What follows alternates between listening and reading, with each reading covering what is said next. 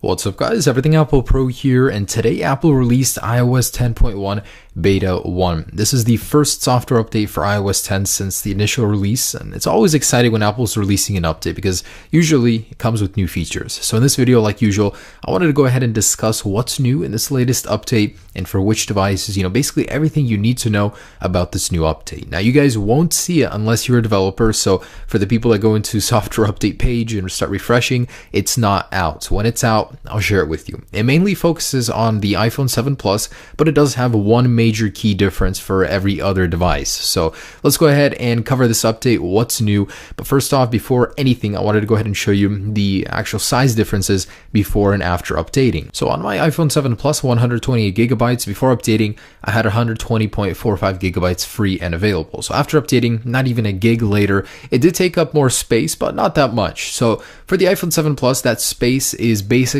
because of one key feature that Apple promised earlier and has finally delivered upon. So what's this new feature? It's the new portrait mode for the bokeh effect on the iPhone 7 Plus that they demoed at their keynote. Open up the camera application and you guys will see a new tab. It now says portrait. Slide over to it and you'll get this splash page. So it's basically telling you that it's a beta, it's not fully cooked yet, and there will be this little badge on the bottom saying depth effect, because the whole point of portrait mode is to get that bokeh in the background. So I'm going to go ahead and set an object on my table, and I had to readjust it several times because you actually have to have it pretty far back. I mean, I think it recommends at least 8 feet, so you can't have it too far, but you have to have it pretty close as well. So I'll go ahead and focus on this, and I still need to move it a little bit further back.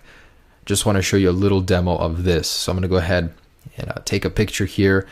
And on the bottom, you can see that the blur is in real time. That's the whole beauty of this, is that it's processing that blur, that bokeh, in real time. Now, I want to bring over my iPhone 6s Plus just to show you guys on a device that doesn't have this effect how it differs. And from a very similar length away, depth of field is pretty much non-existent. So just because you don't have that signal image processor, you don't have the same setup on the iPhone 7 Plus, you're not going to get the same blur. And that's what makes the iPhone 7 Plus special. I've already seen some pretty awesome examples of this, and I'm actually going to go out and film the iPhone 7 and 7 Plus quality test right now out in the mountains with the sunset. So I can't wait to share more of this with you later tonight. So that's super cool though. I mean, I gotta say the iPhone 7 Plus is impressing me more and more, and the fact that Apple's going to be adding features with time is awesome. So once again, I'm just going to go ahead and focus on this can, get that blur in the background, and it looks like a DSLR. It looks like a Canon, one of the ones I've used with that blur, without the necessary huge lenses that come with it. So that is absolutely awesome. That's going to be coming exclusively to the iPhone 7 Plus, so don't get excited if you think you're going to get it on any other device. And what's this other change that I've been talking about? So if you guys have any device that's running iOS 10, primarily the iPhone 7 or 7 Plus, you may have an intermittent issue when using the Lightning EarPods. So some users report that you're not getting the on-screen displays for music whatsoever, or if you do that, the buttons on the EarPods just stop working. Volume up, volume down, the play pause button, they just don't work after a while. It's very intermittent, it goes on and off, and Apple's actually went out and acknowledged that this issue does exist, and they are working on a fix. So whether or not that's going to come in this software update is unknown entirely, but it's likely to be included, but there will probably be a smaller update beforehand. And there's one last thing I wanted to talk to you guys about, and that's the iOS 10 jailbreak for the iPhone 7. The iPhone 7 has been jailbroken. Unfortunately, it's someone that isn't going to release it. Of course, Luca Tedesco.